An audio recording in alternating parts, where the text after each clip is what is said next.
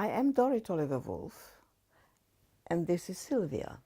I was only a little girl when the war broke out, so obviously I didn't have any toys because the house was bombed and it burned. We had to run for our lives, and of course there was no way that we could go back to save anything, especially not the doll that I got for my 5th birthday then.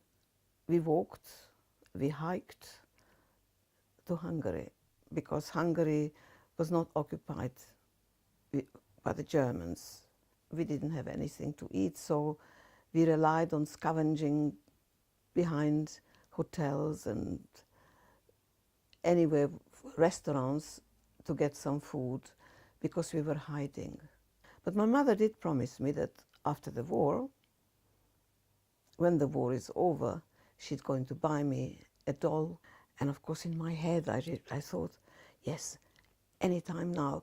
Of course time doesn't really exist in a child's mind, whether it is a week, a month, a year, one day. And that one day was sort of a little carrot that was dangled in front of one's nose. We had to travel light, and we traveled only with the clothes that we had. One day, when we were walking in the park with my mother, this big woman approached me, spat in my eye and said, "Büdös Zsidó," which in Hungarian means stinking Jew. I didn't have any idea what it meant. But all I know is that my mother grabbed my hand, turned around, to my biggest surprise, because my mother was, she was little, but she was a very feisty lady. And I'm very, very surprised. I was then very surprised that my mother didn't give her a mouthful and tell her what she thought of her, but she didn't. All she did is grab my hand. We turned around and we walked off. And later on she explained to me that it's not very good to be Jewish at the moment and that we are not really Jewish. So next thing is she went out and bought us a little cross. And we wore this all the time. So when somebody would ask me, "Are you Jewish?" I would say, "Why? How?" We have spent 8 months in a derelict cellar, so that's where we spent until the Russians came to liberate us. I weighed 3 stone, I had no hair, this is all mine. And I had pleurisy and pneumonia, and the doctors only gave me 6 months to live. But I kept on thinking, before I die, I want to have my doll. You see, in my imagination, that doll that I was going to have, by wanting her so much, she already existed. I knew her name was going to be Sylvia. I knew her hair was going to be blonde. And in my imagination, I already had her, but I couldn't touch her physically. Through all the horrendous things that I have seen, I could escape in a little cocoon. When I saw people being killed, or when I just saw people being beaten up, I just disappeared in that little cocoon. And I lived in a world of my own, which was far nicer than that time. And of course, Sylvia was already a part of it. So when we went back to Yugoslavia, as soon as we arrived there, of course, my first question was, Mommy, when can you get me Sylvia?" Well, of course, to me, that was just so important. And my mother looked at me and they tried to save my life, to give me food, to be able and to heal me. And I was so ill. But I didn't know and I didn't realize that, because ignorance is bliss. When I saw myself in the mirror the first time,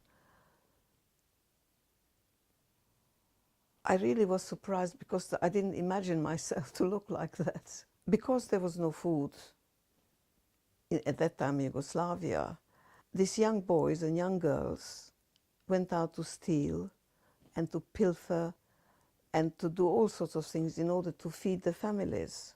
So the oldest boy would go out and break in somewhere or steal something. So he was a hero. As soon as the war ended, he became a juvenile delinquent. And this is immensely unfair, because that boy, who when he was 11 12, 13, 14, by now he was, let's say, 14 or 15, he kept the family alive. And now, after the war, they gathered them all and wanted to put them into a juvenile prison as juvenile delinquents. But the government and my mother suggested that that's not what they should do. They should send us, she created a choir, boys and girls teenage choir, and then they sent us to Bulgaria, and we went to visit villages and schools, and we got fed. And so these boys and girls were saved from being in a prison. They could still do something for themselves, and the pride, because they sang, we got money and we got food. And I remember this place called Gabrovo in Bulgaria, and it was a little village in the mountains. And then I went with my mother just through the town, and there I stopped like mesmerized in front of the shop. My mother was still trying to walk. I said, "Mommy, Mommy, there is Sylvia." I think she completely forgotten. The doll was, of course, the last thing on her mind. But my mom always kept her promise. So I just walked into the shop, and there she was in a box. She had sort of a red skirt with a white shirt and whatever. And the lady took it down, and my mother said, "How much is it?" But of course, when the lady told my mother the price, I think my mother almost passed out. It must have been about 6 months of her salary. But she knew that a promise is a promise. And if I promised something to her, I had to keep it. And if she said something to me, she kept it as well. So they negotiated. And I think my mother said, "We are going to be a month in Gabrovo, and could she pay every week something back to her?" And the lady agreed. I didn't know that she was actually an original Käthe Kruse doll, which is one of the most famous German dolls. Would I have known at that time that she was a German doll? I think I would not, because I would maybe not have wanted her so much, because knowing that the Germans, to me, all Germans were Nazis, because I only met the Nazi Germans at that time. So my mother bought it for me, and of course I was very happy. And for some reason, I mean, you know, I never had another doll. I never wanted another doll. And she actually wasn't as a doll. I never had a sister, and I never had friends. And because they bullied me in school, because I was skinny and I was not pretty and I had no hair, nobody wanted to play with me. And they spat at me and they threw stones at me. And this time not because I was Jewish, because now I was a walking death. So having had Sylvia, I talked to her, and to me she became, at that age, it is okay to play with dolls. Well, we were in Turkey, and I had no passport. I was only 14 years old. I was in a convent school. And in Turkey, in the Middle East, when you're 14, 15, you have to have your own passport.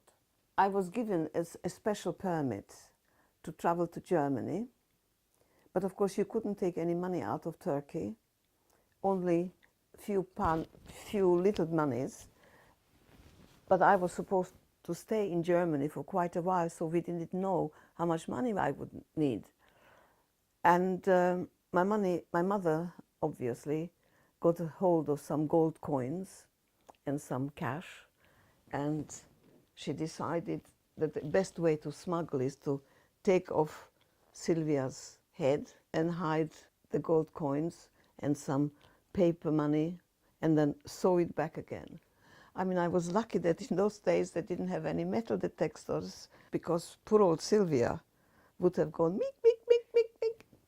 So when I arrived in Germany, to my grandparents and my step-grandparents, they were in the 80s as well. When I arrived, of course, we unpicked Sylvia's head, And I gave them the money because I had to pay. My mother thought, quite rightly so, that I have to pay for my keep. And then, of course, my grandma, she sewed her head back again. So you see, Sylvia is also an amazing smuggler. You see, now, we are both over 80, and look at this. She's coming adrift. Her hair is really quite moth-eaten. They were real hair.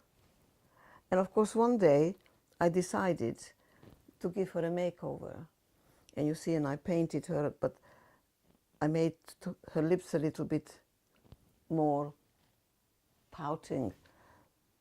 And of course, I regretted it very much later because I just couldn't, when I tried to wash it off, half of her face came off. So, whilst her legs, I have tried to sew it together. My legs are held together with very strong nylon tights. She has always, all my adult life, she came, she was there. When I became a singer, in a suitcase amongst my show business dresses, she was always there. She shared with me places in hotels which were absolutely terrible. We had to lock the doors. I had to lock the door. But then later, when I became more famous, she shared with me 5, 6-star hotels. So she says she really came with me. I never inherited anything. Not a picture, a photo, a ring, nothing. So Sylvia became really my constant companion. When I look at her, it is almost like reading a book like a memoirs. And there are so many sad memories, and most of them quite happy memories. When people say, you see, you cannot take anything with you when you go. When you go, you go. But one thing I'm going to do, I left it, I told it to my kids. I want to take Sylvia with me to my eternal journey. Wherever we go, she's going to stay as she is longer than I will probably. But she's my constant companion. And Sylvia will travel with me to my next journey.